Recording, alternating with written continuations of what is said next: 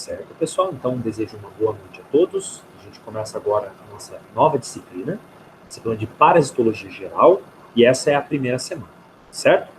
Como a gente conversou agora há pouco, o professor vai agora se concentrar em falar um pouquinho o plano de ensino, a ementa. A gente vai conversar um pouco como vai ser o sistema de avaliação, e depois disso, a gente vai seguir falando um pouco sobre o contexto geral, o contexto histórico do estudo da parasitologia, né? E é a parasitologia afinal, professor? Quando a gente ouve esse nome, ele não é muito claro, né? Parasitologia lembra a palavra parasito, né? O que é um parasito exatamente? Parasito é um tipo de bicho? Parasito é alguma coisa que esse bicho vai fazer com a gente? Né? Essa é uma ciência relevante hoje, no século XXI. Quer dizer, eu não sei se eu escuto muito ou se eu não escuto nada sobre parasito. Então a gente vai conversar um pouquinho, situando, né, nossa formação de farmacêutico, um pouco onde essa ciência ela vai se inserir. Tá bom? O professor agora vai compartilhar os slides aqui, para que a gente possa observar nossa aula. E lembrando que nossa sequência segue como sempre. Quando você tiver uma dúvida, você chama a atenção do professor, tá bom? Lembra que o professor agora, em modo de compartilhamento dos slides, não pode ver a carinha de vocês. Então, se por acaso vocês estiverem levantando a mão ou algo do tipo, você pode liberar o áudio e falar algo para facilitar para mim, tá bom? Bom, pessoal, então a gente agora começa aqui a nossa primeira aula de parasitologia geral. E a gente, antes de começar o conteúdo propriamente, a gente tem que entender um pouquinho como vai funcionar aqui os nossos encontros de terça-feira. No princípio, o nosso sistema de aulas, ele segue da mesma forma que nos semestres anteriores. A gente tinha no passado, no semestre passado, o estudo às quartas-feiras pela noite, a micro, né? E agora a gente segue às terças-feiras. Em princípio, não vai mudar nada daquele sistema. A gente está seguindo exatamente o sistema que é preconizado pela reitoria. Então, a gente tem uma live de aproximadamente 1 hora, né? Seguido de uma questão de frequência que vocês devem responder. Esse conteúdo aqui, ele vai ser gravado, como a gente está fazendo agora, e esse conteúdo é enviado para o YouTube. Caso vocês não possam assistir em tempo real, você acessa isso num prazo determinado para você poder acompanhar as aulas, certo? Aqui a gente tem um pouco sobre a ementa da nossa disciplina. Parasitologia, ela é uma área que estuda muitos grupos de seres vivos. Quando a gente fala parasitologia, a gente se refere a um grupo grande de seres vivos que interagem com o homem, possibilitando doenças. Então, a gente não está só falando de um tipo de micróbio ou um tipo de bicho, um tipo de animal. Não, é um grupo bastante grande de animais, né, e não animais, seres vivos mais simples do que isso, né, e que tem algumas características fisiológicas que vão repercutir na saúde do homem, ocasionando doença em populações pelo mundo inteiro. A parasitologia ainda é uma área muito relevante, nos mais variados sentidos. Né? A gente vai conversar um pouco melhor daqui a pouco. Vocês podem observar pela ementa que a gente vai estudar não só as características físicas, anatômicas dos parasitas, mas a gente também vai entender um pouquinho como que funciona a interação dos parasitas com o homem, com o ser humano. Então, é uma relação muito complexa que vermes, que protozoários, enfim, que seres vivos que parasitam o humano podem causar na sua saúde. E a gente vai entender um pouquinho como que, uma vez infectado, o homem vai manifestar essa doença, certo? É importante a gente também estudar as formas de diagnóstico dessas doenças. Quando a gente estava lá estudando bactérias e vírus, a gente percebeu que tinha algumas formas da gente poder descobrir, identificar esses micróbios em laboratório, certo? Quando a gente fala de identificar doenças parasitárias, nós temos que lançar mão de técnicas mais sofisticadas do que apenas um teste ou outro, né? São doenças complexas. E a gente também vai falar um pouco sobre isso. Tá? Como vocês podem ver aqui nos objetivos, então a gente vai construir conhecimentos relacionados à fisiologia, à ciência básica da parasitologia, mas principalmente ligado à saúde e à comunidade. Porque quando a gente fala de doenças parasitárias, a gente está preocupado com a população no geral. Vocês vão perceber que estudar doenças parasitárias... Professor, Oi? Tem uma aluna querendo entrar, ela fala que está esperando a autorização. Acabei de efetivá-la aqui. Eu já coloquei, obrigado. A gente tem que estudar, então, as doenças parasitárias, é também estudar um pouquinho de saúde pública. Então, em toda aula a gente vai comentar um pouco sobre isso, né? Então, o dever do Estado, a participação da governabilidade na saúde da população. Tá? Outra coisa também que vai estrear aqui, nossa disciplina, já que a gente já está ganhando corpo, a gente já está avançando no nosso curso, é o estudo de casos clínicos. Isso vai ter um peso que a gente vai comentar daqui a pouco. Tá? Bom, nesse slide, a gente passa um pouco as estratégias que a gente vai ter durante as nossas terças-feiras e a gente também comenta rapidamente sobre a bibliografia. Tá? A princípio, a nossa estratégia de ensino ela segue muito parecida com aquilo que a gente teve no semestre passado. Então, nós temos, por exemplo, aqui nosso conteúdo teórico, né?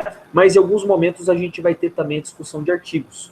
Existem alguns artigos que vão ser bastante relevantes para a gente nessa área da parasitologia. Tá? Nesse slide aqui, eu mostro para vocês algumas recomendações de leitura que vocês podem ter para que vocês possam estudar de forma continuada, de forma complementar as nossas áreas aqui na parasitologia. Esses livros aqui, esse arquivo inteiro, na verdade, ele já se encontra lá na página principal do AVA, da parasitologia, o plano de ensino. Se vocês têm dúvida, por exemplo, da sequência de aulas que a gente vai ter, ou dúvidas sobre qual livro você pode acompanhar a matéria, você pode acessar lá na página principal o plano de ensino. Aqui a gente mostra um pouquinho, o professor vai citar os livros mais destacados, né, que merecem ser mais destacados. Então a gente tem ali o primeiro nome, o livro do Louis Hay, ele se chama Parasitologia, Parasitos e Doenças Parasitárias do Homem nas Américas, na África.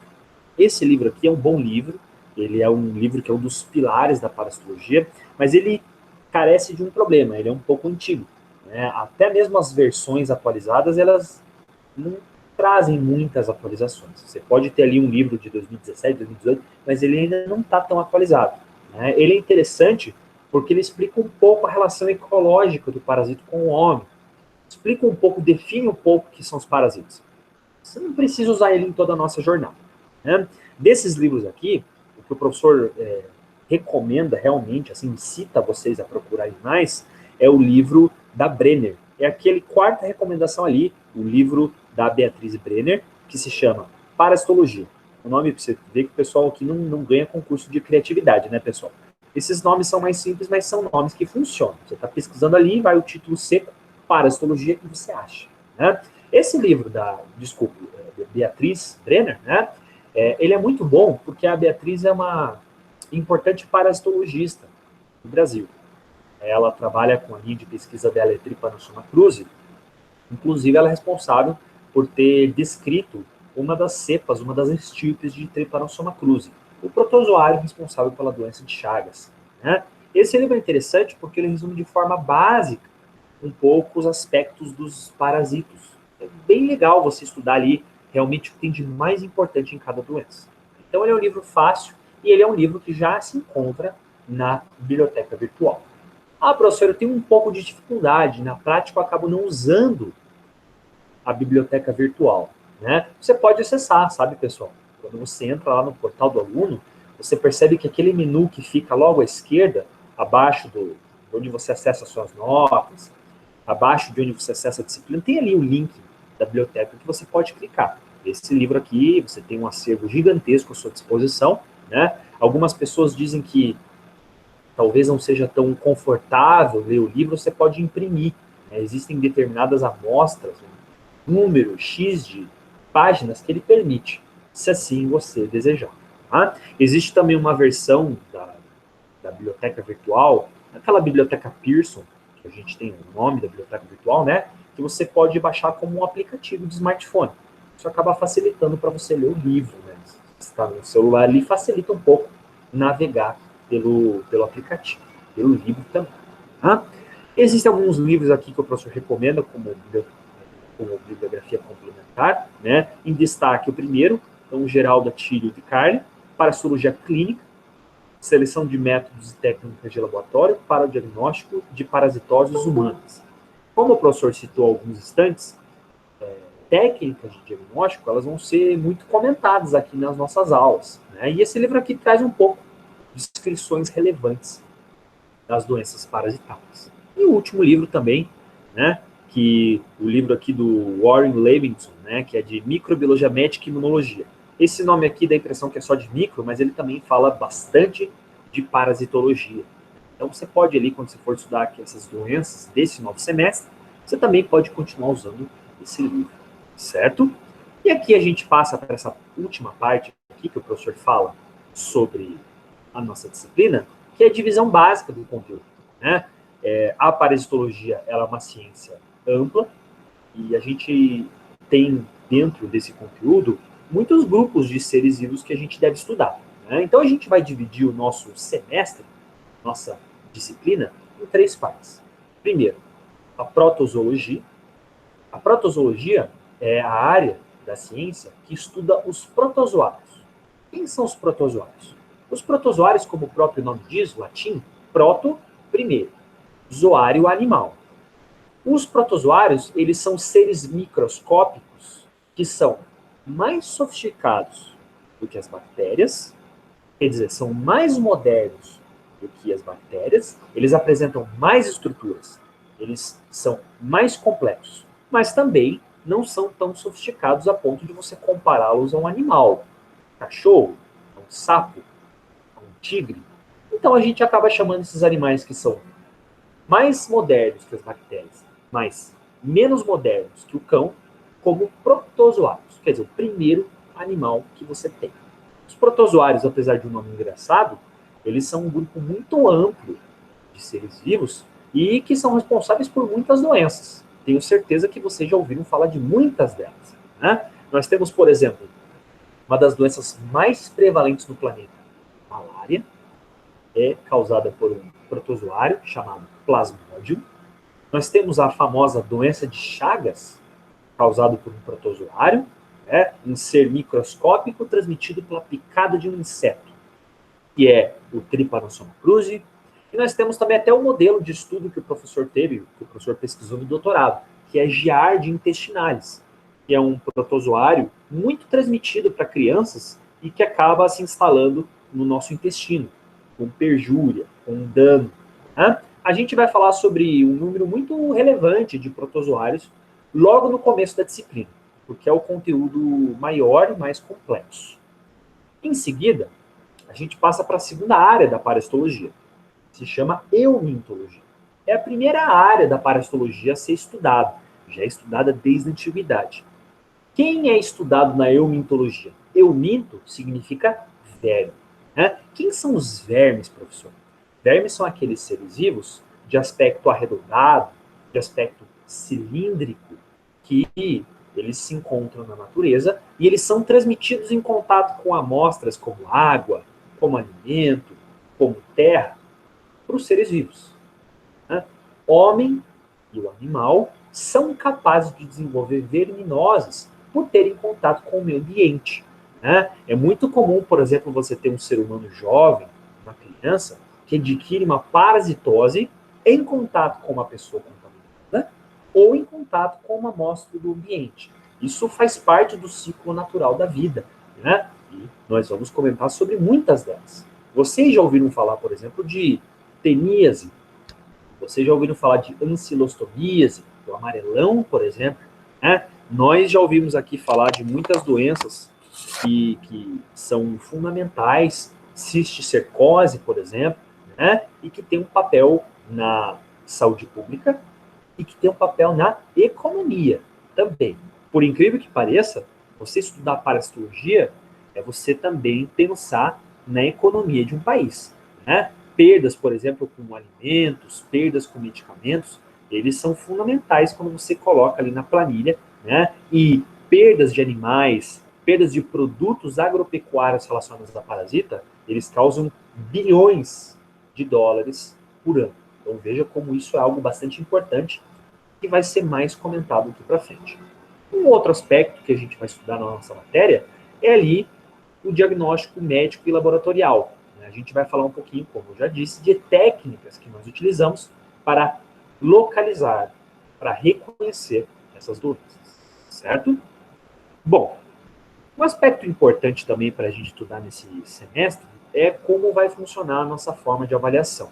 A gente já vai deixar claro desde o primeiro dia de aula como vai funcionar a pontuação aqui dentro da parasitologia geral, certo? Nós temos então um semestre dividido em 2 bimestres. Tá? Vocês vão perceber que, tanto no primeiro quanto no segundo, nós faremos uma atividade muito importante que se chama estudo de casos clínicos. O que é isso, professor, estudo de casos clínicos? Bom, casos clínicos são histórias, casos que aconteceram em hospitais ou em comunidades relacionados a infecções, a doenças parasitárias, e nós vamos estudar todos os aspectos relacionados a uma determinada história. Um caso que aconteceu com uma criança, com um homem, com uma mulher ou com uma população específica. Nós vamos falar um pouquinho dos sinais, das condutas que foram realizadas para aquele caso específico, né, do desfecho, o que exatamente aconteceu. Quando a gente estuda um caso clínico, nós estamos vendo de forma remota, a gente está acompanhando como se fosse uma história, uma narrativa, uma história, um caso que aconteceu de fato. Aconteceu em um hospital de Curitiba, aconteceu na região metropolitana ou no estado do Paraná. Nossa região mesmo, nossa realidade. Né? Como que vai funcionar esse estudo de caso? Bom, alguns casos, algumas etapas o professor vai fazer junto com vocês, alguns casos nós vamos discutir em conjunto, enquanto outras etapas o professor vai pedir para vocês debaterem entre vocês ou para vocês pesquisarem sozinhos um pouco sobre o desfecho, um pouco sobre o que vocês imaginam que pode ter acontecido. Né? E a gente debater como uma equipe multidisciplinar um caso que já aconteceu. O farmacêutico, ele é um importante membro de uma equipe de saúde. O farmacêutico é um profissional de saúde. É importante que o farmacêutico, seja da dispensação, seja da atenção hospitalar, seja de serviços comunitários, ele participe um pouco da leitura, da interpretação de casos clínicos. Então, isso, acredito que vai ser bastante relevante para a gente conversar. Né? A gente vai ter de 5 a 6 casos clínicos ao todo para a gente conversar, certo? E eles vão valer nota. A gente vai ver, à medida que for avançando, como que exatamente funciona isso. Tá? Percebam que, no primeiro trimestre, os estudos de casos clínicos eles vão corresponder a 40% da nossa nota. A prova bimestral, que vai ocorrer em meados de outubro, ela corresponde a 60%. No segundo bimestre, continuaremos com os estudos de casos clínicos. Vão valer 20% da nossa nota, enquanto a prova bimestral vale 50%. Perceba que o segundo bimestre tem uma diferença importante do primeiro. No segundo bimestre, nós temos a avaliação multidisciplinar somada ao projeto integrador. Isso vale 30 pontos. Então, até aqui, a gente não teve nenhuma diferença em relação à sua pontuação. O projeto integrador mais a avaliação integradora, ele sempre corresponde a 30% da sua nota, certo? Mas é assim que vai funcionar. Uma última coisa, antes da gente passar a palavra para vocês, é o seguinte. As questões de frequência, ou seja, aquelas atividades que eu peço para vocês responderem toda semana, elas continuam valendo. Você deve responder a questão de frequência que o professor coloca toda semana. É a questão de frequência que garante a sua presença naquela determinada semana. Por diretriz estabelecida pela reitoria da unidade, somente a presença computada por responder a questão de frequência é válida. Né? Então, o aluno pode estar presente na live, por exemplo, ele pode até tirar um print dele na live, né? Mas, infelizmente, pela diretriz pedagógica que foi firmada pela coordenação, você só vai computar a presença se você fizer a questão, né? Porque um aluno presente na semana, não é só o aluno estar fisicamente ali, dando a carinha dele ali no vídeo, né? Ele também responder a questão, ele ter estudado, ele ter participado dessa forma interativa. Por isso que é importante você responder a questão, para que você possa reafirmar sua presença, certo? Então, o professor apela para que vocês não se esqueçam, nunca, de ir respondendo toda semana aquela questão de frequência. Bom, A questão de frequência, nesse semestre, ele não vale nota nenhuma. Ele apenas vai valer a nossa frequência, certo? Somente o que vale nota aqui é o estudo de caso clínico e a prova. Tudo bem, pessoal? Eu passo a palavra para vocês, já que o professor já tagarelou muito, né, um monólogo muito longo já. Eu não sei se vocês têm alguma dúvida, se vocês têm algum esclarecimento. Antes de passar a sua palavra a vocês, só relembrando, né, eu esqueci de falar isso para vocês, nós já temos data das nossas aulas práticas. Tá bom, pessoal? Se vocês quiserem anotar, nós teremos 2 encontros de aula prática. Eles vão acontecer no dia 14 de setembro e no dia 21 de setembro. Essas são as 2 datas, vai cair numa terça-feira de noite, 2 semanas seguidas, né? Essas são os 2 encontros de aulas práticas que nós temos, tá? Então você já pode aí se planejando, aí marcando save the date, né? Chique, para que a gente possa aí ter esse encontro daqui a aproximadamente um mês, tá bom? Agora eu passo a palavra a vocês aí, quem quiser, qualquer tipo de dúvida, de comentário, fica à vontade. Professor, boa noite. Sobre as aulas práticas, questão de horário. E uma boa pergunta que você fez, né? A princípio, a gente responde pela bandeira que nós estamos nesse momento, né? A aula ela começaria às 7 horas, com previsão de acabar às 9, porque não existe restrição, a gente não tem nenhuma bandeira atualmente, né? Isso até daqui a um mês. Infelizmente, a gente vai ter sempre que manter atualizado o nosso calendário, né? Não é muito benéfico a gente começar a aula às 6 da tarde, porque muitos alunos estão em trânsito ainda, né? Estão saindo do trabalho, estão em trânsito, então pede-se que comece às 7 horas a nossa aula, ok? Não tem como ser 7h30? Se for se a maior parte dos alunos assim desejar, vocês podem me comunicar quando a gente estiver perto, vocês lembram de me comunicar e o professor chega, não tem problema não, tá? Pra gente chegar às 7h30, certo? Precisa só ser um consenso coletivo isso, né? Porque às vezes a gente combina algo e na prática não acontece isso. Então o professor chega lá às 7 e já tem muita gente lá, ou não tem ninguém, o professor pensa que ninguém vem. Então, para a gente afinar, eu peço por gentileza, eu estou aberto ao que vocês decidirem. Democracia, né? Mas só me avisem com antecedência daí o que a maioria quer. Bom? Beleza, então, professor. Obrigada. Tranquilo. Mais dúvidas, pessoal? Mais perguntas, mais sugestões? Por favor.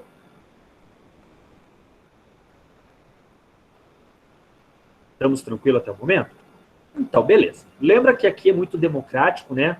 Sempre que você tiver alguma coisa a falar, por favor, aproveite o nosso espaço juntos, né? Infelizmente, o tempo passa rápido, né? Então, é bom a gente ter esse contato aluno-professor bem afinado, bem ali engrenado, para a gente poder ir sempre dar vazão às nossas dúvidas, às nossas dificuldades. Bom, o que a gente vai fazer agora, professor? Bom, agora a gente vai comentar um pouquinho dos aspectos básicos relacionados à nossa disciplina, né? A gente começa agora a disciplina com o pé direito, para que na semana que vem a gente possa começar de forma técnica, de forma oficial o nosso conteúdo. Então o professor vai conversar um pouquinho o que é essa tal dessa parasitologia, o que a gente espera aprender ali, como funciona a relação desses seres com o humano. Né? Primeira coisa, a parasitologia ela é uma área muito importante. A gente costuma dividir as coisas, facilitar a nossa vida, né? Sempre colocar os conteúdos em gavetinha. Então aqui eu coloco a micro. Aí no próximo semestre eu coloco a parasitologia. Depois eu vou colocar análises clínicas. Na verdade isso é uma grande ilusão que a gente tem, né? É uma forma da gente facilitar a nossa vida, mas ele é um conceito virtual, um conceito imaginário, né? Quando a gente estuda saúde, quando a gente estuda o ser humano e o meio em que ele vive, a gente está estudando tudo. É um universo coletivo, né? E a parasitologia, ela ocupa um espaço muito importante na vida do humano. A parasitologia, por exemplo, ela já foi estudada desde a antiguidade. Médicos gregos, dentre os primeiros médicos que existem na história, né, eles identificavam pessoas que apresentavam sinais, que apresentavam problemas devido à presença de outros seres vivos no seu corpo, né? Então a gente tem aqui, por exemplo, na esquerda, a gente tem ali uma gravura, a gente tem um desenho, né, talhado em bronze de um médico grego apalpando uma pessoa que aparentemente está doente, né? essa pessoa aqui, ela poderia ter sinais condizentes com uma parasitose, por exemplo. Né? Nós temos aqui, abaixo, na direita, um médico muito importante, ninguém menos do que o pai da medicina, Hipócrates, né? E que já foi um dos primeiros médicos a reconhecer a capacidade que alguns animais têm de invadirem o corpo do homem. Não apenas na teoria, né, mas conseguirem contextualizar, visualizar esses animais. Os gregos, por exemplo, já retiravam de cadáveres ou de pessoas doentes a presença de outros seres, como, por exemplo, vermes, como, por exemplo, insetos, carrapatos, por exemplo, pulgas, né? Eles percebiam que o corpo, ele nada mais poderia ser do que uma cidade em que seres vivos podem habitar e podem prejudicá-lo. Hipócrates mesmo, o pai da medicina, que a gente vê aqui abaixo, ele já havia descrito o perigo que alguns vermes, né, que alguns animais podem representar no intestino de seres humanos. Né? Então a gente percebe que não é de hoje, não é de pouco tempo, que o homem reconhece o papel que alguns seres podem ter na sua saúde. A gente pode observar aqui, na próxima gravura, né, algo que tinha muito valor no passado, que foram os exploradores europeus quando chegaram. As suas explorações aqui um novo mundo. Né? Então, a partir do século 17, 18, o homem começou a explorar mais o continente americano. O continente americano, ele ainda era pouco explorado, ele era um paraíso exuberante, tropical. Né? E o que o europeu chegava, via assim que chegava aqui? Bom, ele tinha contato com um ambiente totalmente diferente daquele que ele vivia, país, uma floresta temperada, né? Então, novas espécies de plantas, um clima diferente, umidade, temperatura. E ele tinha contato com doenças que ele nunca havia visto. Era comum, por exemplo, o europeu, ele passar mal quando chegava aqui, porque ele tinha contato com seres que iam parasitar o seu organismo, pela falta de um contato prévio. Né? Então, era comum, por exemplo, exploradores, ao se adentrar em matas, como, por exemplo, a Amazônia, eles sofrer por muitos dias febres intensas causadas pela malária. Né? O que é a malária? Malária é um ser vivo que é transmitido pela picada de um mosquito. Né? É um ser vivo muito pequenininho, você não pode ver ele a olho nu, né? Mas que, uma vez no nosso organismo, ele vai invadir células do nosso sangue. Ele invade e ele vai destruir essas células. A pessoa, então, portanto, ela não apenas tem episódios de febre intensa, a gente está falando de febres muito elevadas, né? Como também o enfraquecimento. Quando uma pessoa ela começa a ter células do sangue destruídas, ela começa a ter menos células do sangue para trabalhar, certo? Quando uma pessoa perde muitas células do sangue, o que acontece com ela? Ela fica fraca, ela fica anêmica. Né? O que é uma pessoa com anemia? Uma pessoa enfraquecida, uma pessoa que está com poucas células sanguíneas para trabalhar, para transportar oxigênio. Por isso que a pessoa fica com uma cor pálida, a pessoa fica fraca. Né? Então esses americanos chegavam aqui e, ao ficar com malária, eles ficavam o dia inteiro na rede de boas. Né? Eles, de boas, a gente fala num sentido brincalhão. Os coitados ficavam incapacitados, né? Fracos. Essas não eram as únicas doenças que eles tinham contato. Eles tinham contato, por exemplo, com verminoses que eles nunca haviam vistos. Né? Esse é o tipo de coisa que nós ainda encontramos. Quando nós, por exemplo, que estamos habituados aqui a um determinado tipo de ambiente, a gente vai para um local que a gente não está habituado, o que pode acontecer com a gente? A gente vai ter contato com seres vivos diferentes. Seres vivos visíveis, olho nu, ou não. E nesses casos a gente pode ter contato com doenças parasitárias, que é algo muito relevante que nós vamos conversar. Tá? Bom, professor, você está falando, mas até agora eu não entendi exatamente, né? O que é um parasita? Bom, parasita vem do latim um ser vivo que se alimenta às custas do outro. Como aqui a gente vê, aquele que come a mesa do outro.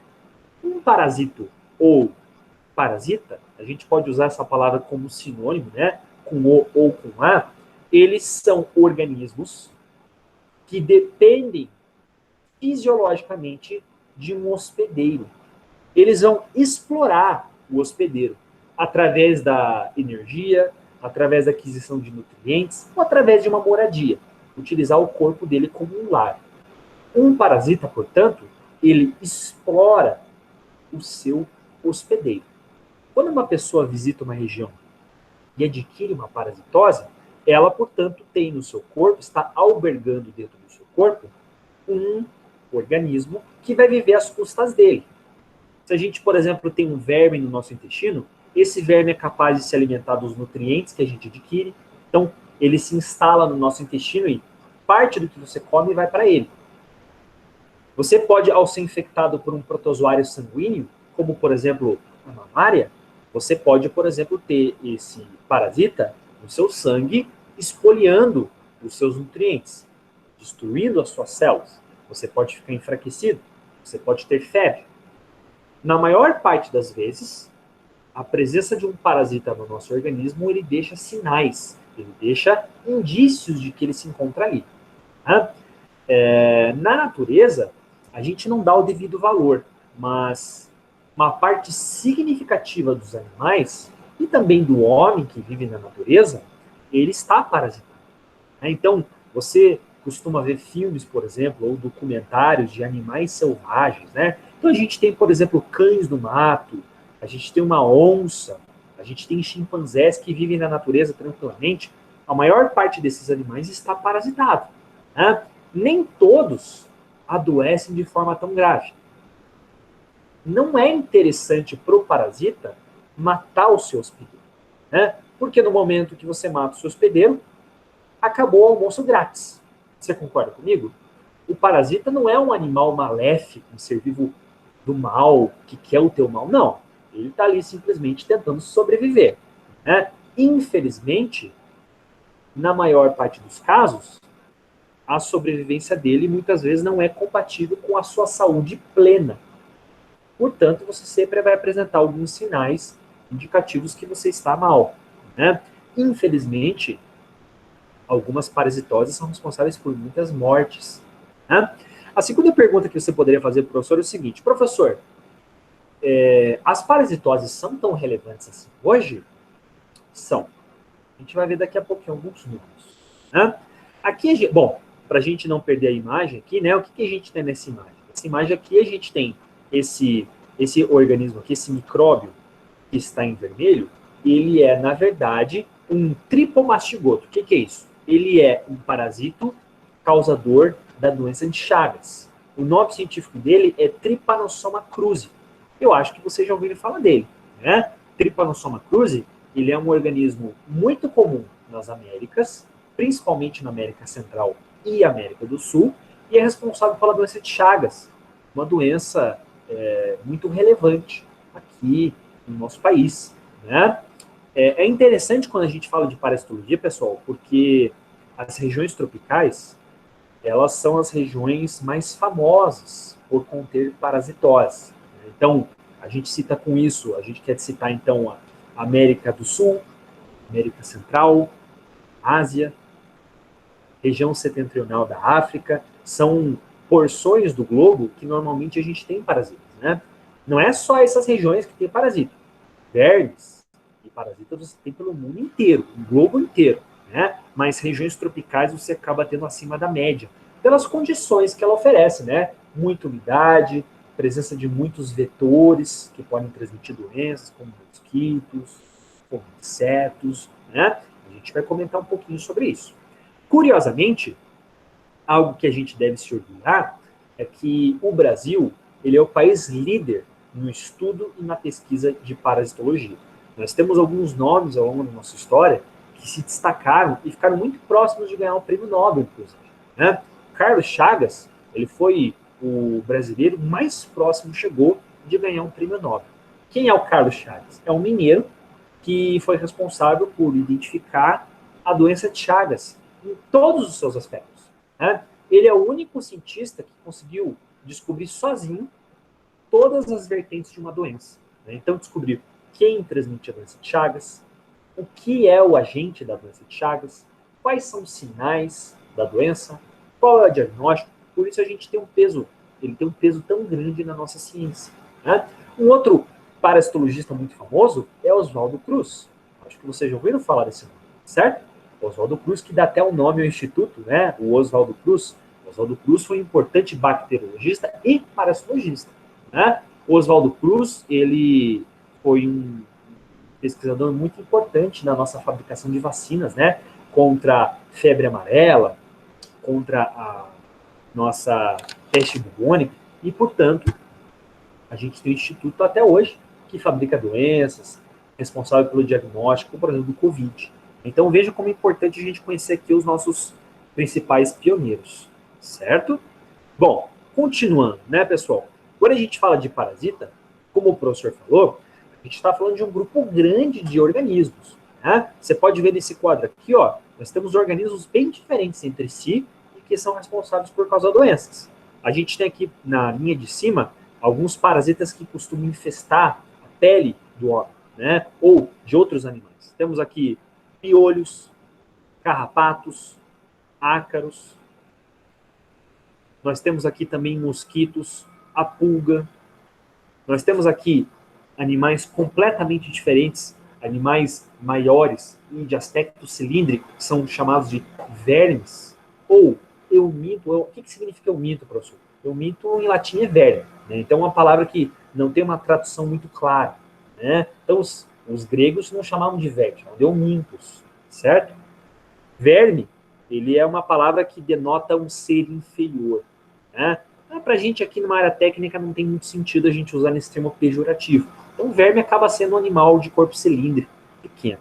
É isso, né? Você pode ver aqui, a gente tem a tênia, um animal que pode chegar a 8, 9 metros. Olha que absurdo isso, né? Nós temos aqui os sanguessugas, nós temos nematóides pequenos, como tricúris, como ascaris lumbricoides. Nós temos aqui animais como facíola hepática.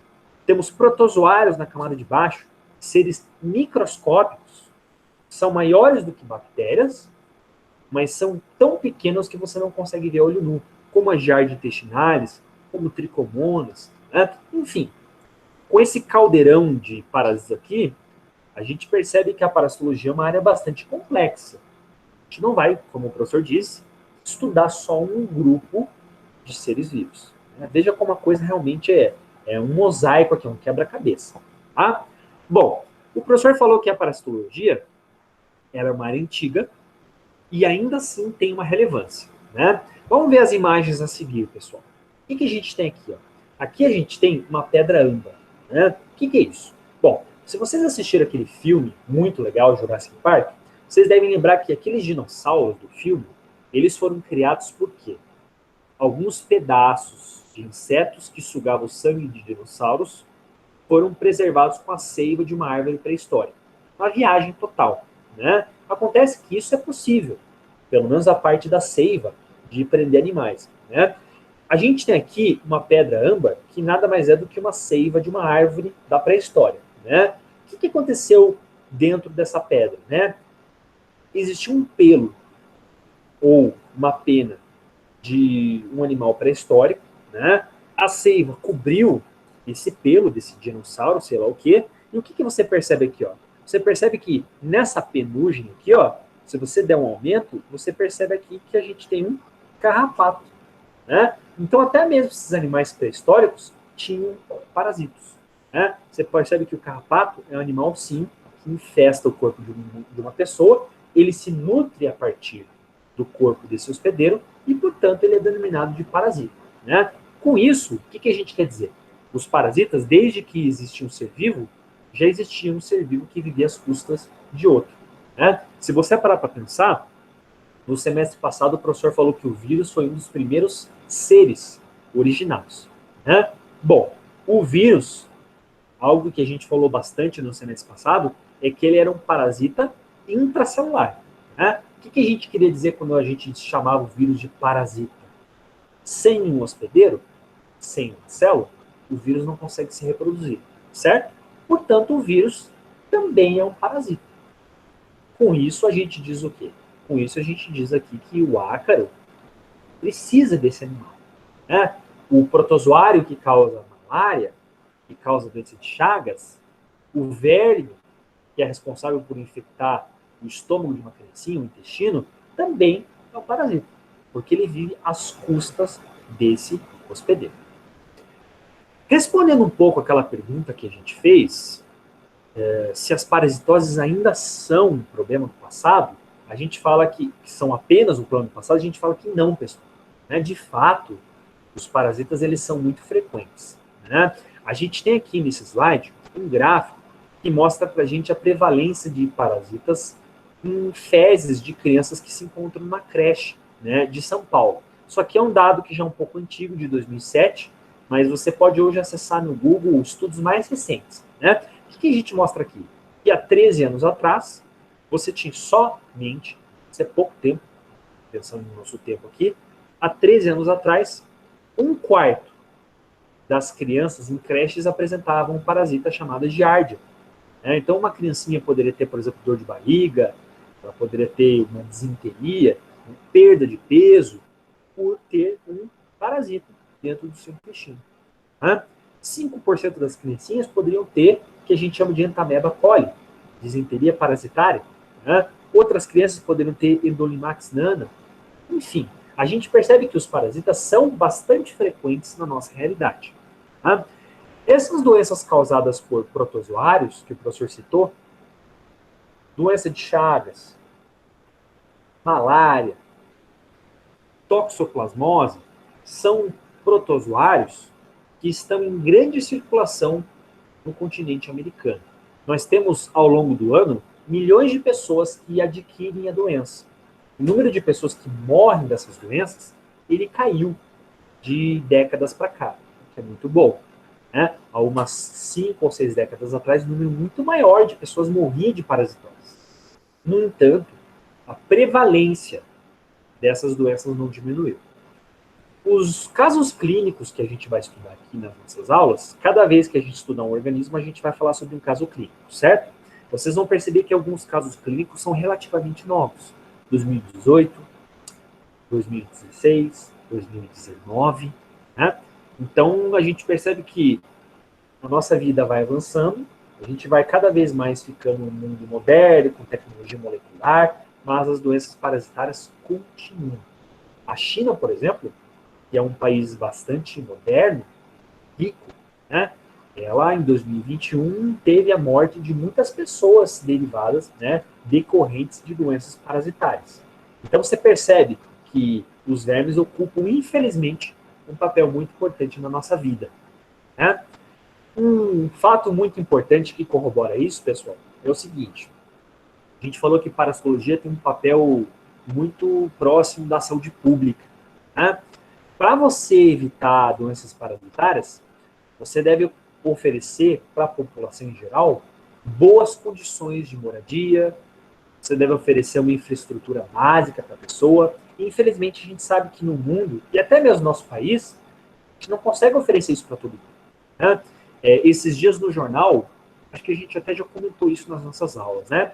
O jornal falou que somente 10% da população tem acesso 100% ao esgoto fechado. Quer dizer, a maior parte dos brasileiros ainda não tem acesso a um sistema fechado de esgoto. As pessoas têm contato com o esgoto a céu aberto. Isso é um absurdo. Né? Você concorda comigo que isso não é uma condição digna de viver? Bom, você ter esgoto a céu aberto é um dos primeiros pré-requisitos para que você possa ter doenças parasitárias numa determinada comunidade. A pessoa ela não vai ter acesso a uma água segura, a pessoa não vai ter acesso à higiene e, portanto, ela pode adquirir muitas formas de doença. A transmissão de parasitas, de vermes pela água e pelas fezes são as formas mais comuns. Então, uma pessoa pode, por exemplo, comer verduras ou carnes que não foram cozidas.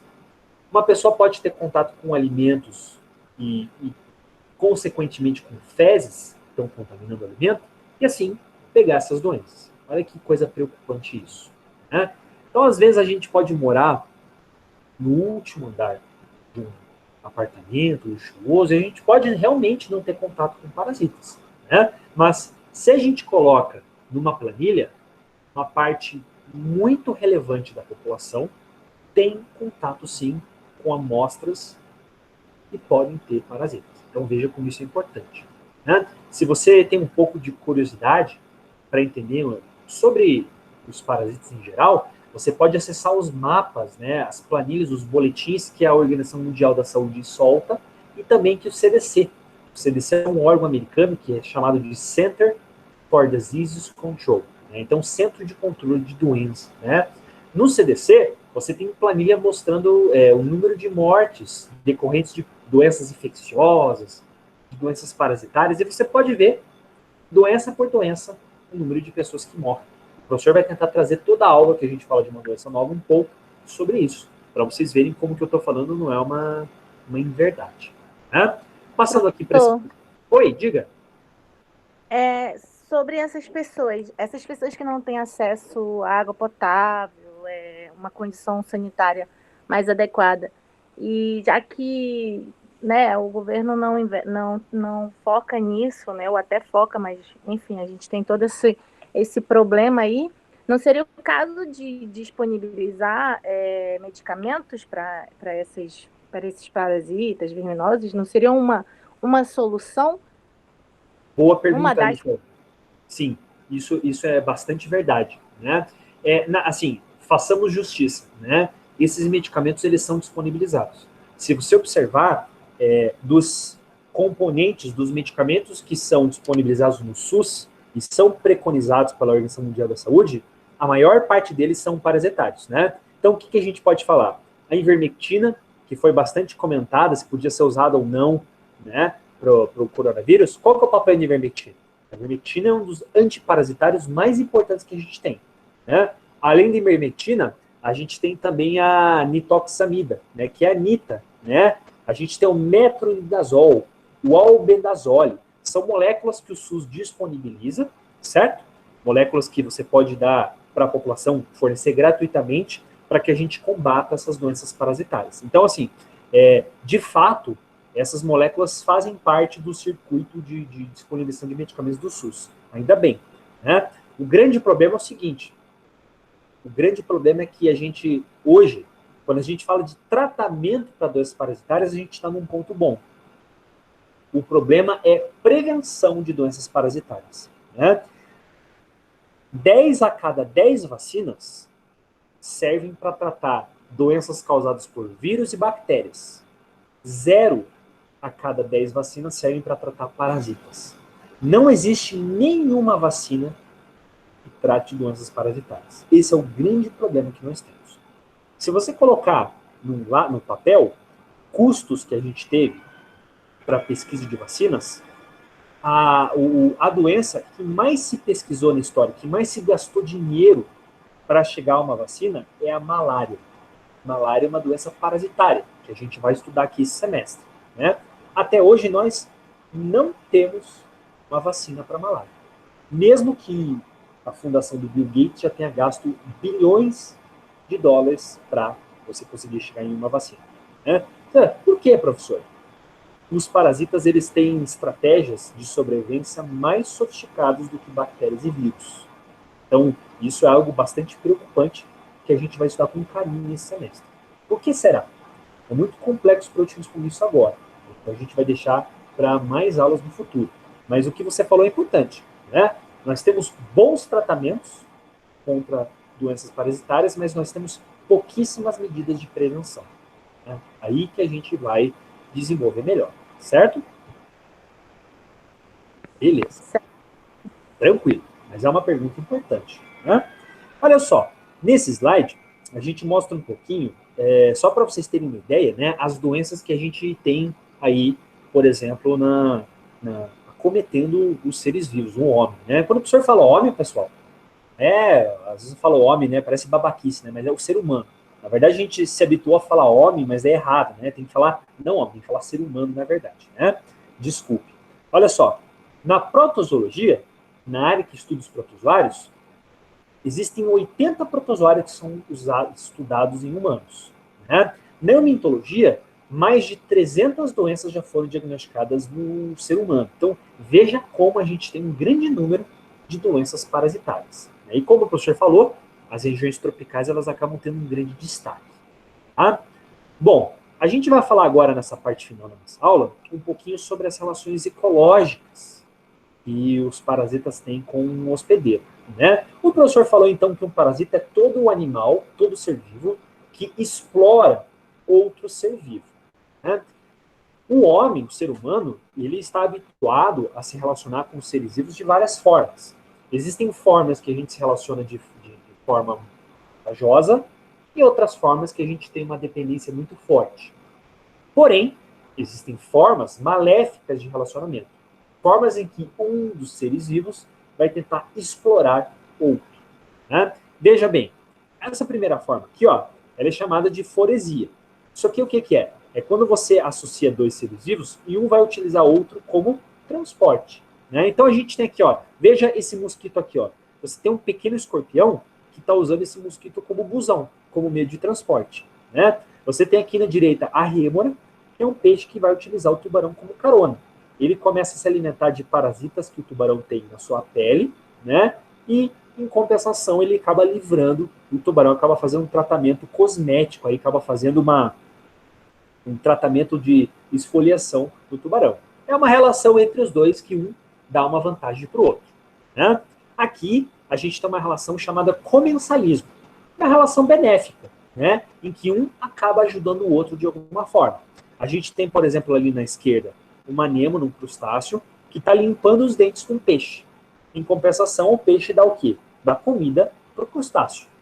De boas, tá valendo. Uma relação em que um ajuda o outro, né? Você tem aqui o peixe palhaço, o Nemo, né? O Nemo, ele ajuda a coral limpando, né, detritos que se instalam no coral. Em compensação, o coral fornece um ambiente para o peixinho, para o Nemo, se esconder, se camuflar.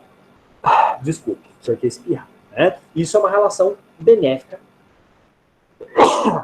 desculpe, né? Para cada um dos dois, tá? Porém, o que importa para a gente aqui na nossa aula é isso aqui, ó. Essa é a relação que a gente queria chegar. Parasitismo. Parasitismo é uma relação entre dois seres vivos em que um ser explora o outro. Ele explora porque ele tem uma dependência metabólica, ele tem uma dependência nutritiva e que ele vai se apropriar de algum componente de um hospedeiro. Você pode observar, por exemplo, que a gente tem na foto da esquerda, a gente tem aqui um cervo, né? E na sua pele a gente tem um carrapato. O carrapato, ele precisa consumir uma grande quantidade de sangue para se desenvolver, para fazer a postura de ovos, para se reproduzir. Então, ele vai explorar esse hospedeiro, né? Nada de bom vem da presença do carrapato nesse ser, no ser vídeo, né? Portanto, a gente fala que isso é uma relação parasitológica, né? No lado direito, nós temos a presença de alguns hermintos, de alguns vermes, que se instalam nas guelras de um peixe. Esse ser, ele também vai utilizar o oxigênio e os metabólitos do peixe. O peixe não ganha nada com isso. Pelo contrário, ele tem prejuízo. Ele desenvolve sinais clínicos, destruição da sua guelra, do seu tecido, né? Então a gente percebe que a parasitologia, na maior parte das vezes, culmina em doenças. É aí que tem um ponto inicial para a gente começar a estudar essa matéria aqui no curso de farmácia. Entender um pouco o dano que os parasitas podem causar na nossa vida, né? Eu vou pular aqui para esse último slide, que é realmente a parte mais relevante para a gente, tá? Muito se perguntou, quando a gente começou a estudar a parasitologia, o que os parasitas têm de especial para eles escolherem um hospedeiro em particular. Então, por exemplo, o professor falou que o Trypanosoma cruzi é responsável pela doença de Chagas. Então, ele vai invadir o nosso sangue e vai destruir as células. E com isso ele consegue comida, consegue se multiplicar. A gente se pergunta como que o Trypanosoma cruzi conseguiu essa proeza, invadir um ser humano, se manter ali, sobreviver, causar doença. Como que isso acontece, né? Bom, a interação de um ser vivo, de um parasita com um ser humano, ela é muito complexa. É muito antiga, por exemplo. A gente está falando desde a história da vida. No momento que surgiu um animal, surgiu o seu parasita. Sempre houve parasitas na história da vida, né? Esses animais, eles apresentam estruturas e estratégias que fazem com que ele consiga sobreviver ali, né? Então, é quase um profissional que tem uma caixa de ferramentas. Para o eletricista conseguir trabalhar na sua casa, o que ele precisa? Precisa das suas ferramentas, né? Se chegar lá o professor Bruno querendo cuidar da eletricidade da sua casa, sem uma caixa de ferramentas eu não posso fazer nada. Né? Um chefe de cozinha só consegue preparar uma comida boa se ele tiver ingredientes, se ele tiver equipamentos para isso. Você pode pegar o melhor chefe do mundo, ele não consegue preparar uma lasanha para você se ele não tiver os ingredientes, se ele não tiver a bancada. Né? Um parasita é isso. Ele consegue se expropriar da sua saúde porque ele tem estruturas, ele tem estratégia para isso. Então a gente fala que os parasitas, eles sobrevivem no hospedeiro graças a adaptações. Essa é uma palavra-chave muito importante para a gente compreender o papel que os parasitas têm no nosso corpo. Que adaptações podem ser essa, professor? Uma estratégia de sobrevivência, uma estrutura no seu organismo. Por exemplo, nós temos alguns casos aqui. Né? Nós temos aqui a foto da cabeça de uma tênia, e você percebe que a tênia, ela tem na sua cabeça a presença de uma ventosa. Essa ventosa na cabeça dessa tênia, ela é como se fosse um imã de geladeira, né? Uma presença de sucção que, ao se instalar no intestino, ela vai se fixar e a partir dali vai se alimentar de nutrientes, de água, né? É como se você colocasse um imã de geladeira na sua geladeira. Você tem dificuldade de tirar aquilo. Né? Nós temos aqui peixes chamados de feiticeira, né? A feiticeira que a gente tem aqui, ó, ela tem uma boca com ganchos que fixam-se na parede do peixe, esse peixe maior aqui, né? Que é o hospedeiro, e ela consegue tirar o sangue do peixe. Parasita. Ela está adaptado para esse trabalho. Né? Nós temos aqui a giardia, que é um protozoário, que ela tem na sua face ventral o que a gente chama de disco. Esse disco é quase como um gancho, que ao entrar no intestino, ela vai se espremer e é muito difícil você conseguir tirar esse parasita daí. Para que ele usa esse gancho? Ele vai secretar enzimas que vão destruir o intestino, que vai adquirir seus alimentos. Então perceba que não é um mero acaso que faz esse animal se instalar no teu corpo. Não, ele está preparado para isso. Né? A gente falou, por exemplo, da doença de Chagas, né? O protozoário, parasita que causa doença de Chagas, ele consegue fugir do sistema imune. Ele consegue confundir o sistema imune, as células de defesa. Né? Chega o leucócito para destruir esse animal e ele tem uma estratégia de fuga muito moderna, muito sofisticada. Né? Ou seja, só o fato dele ter aprendido a fugir do sistema imune mostra que o parasita está adaptado para viver no hospedeiro. E aqui a gente também mostra, né, a cabeça de um parasita. Você percebe, ó, parece que ele é um atirador de faca, né? Olha quantos ganchos ele tem na sua cabeça. Esses ganchos aqui ele vai utilizar para se fixar no corpo do hospedeiro e a partir daí vai ficar um longo tempo. Né? Então essa palavra-chave, adaptação, é algo que a gente vai comentar muito nas nossas aulas, algo que merece bastante a nossa atenção. É isso que você tem um organismo, né? Um organismo bastante adaptado e que vai causar injúria ao ser humano, certo? Bom, como primeira aula, pessoal, eu acho que era isso que o professor tinha de mais relevante para passar para vocês, né? Isso aqui é só uma explanação geral daquilo que a gente vai abordar no nosso semestre, tá? Nessas primeiras semanas, o professor vai estudar um pouquinho doenças parasitárias mais ligadas a protozoários. Então a gente vai falar de doenças que vocês já, sem dúvida, ouviram falar, né? Malária, doença de Chagas, toxoplasmose, são doenças muito comuns, que infectam milhões de pessoas por ano, e merecem, portanto, ser estudadas aqui na farmácia. Tá? Eu gostaria de saber, como primeiro encontro, se alguém tem alguma dúvida, alguém tem um comentário, fiquem à vontade.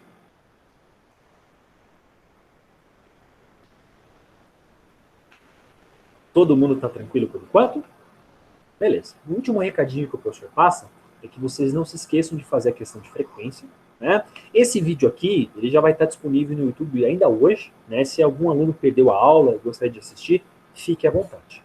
Bom, pessoal, eu desejo primeiro um prazer em reencontrá-los, né? Nosso terceiro semestre juntos aqui. Desejo um ótimo início de semestre para vocês e a gente se vê na próxima terça-feira. Bom? Obrigado e boa semana. Boa noite, professor. Boa noite. Boa noite, professor. Boa noite.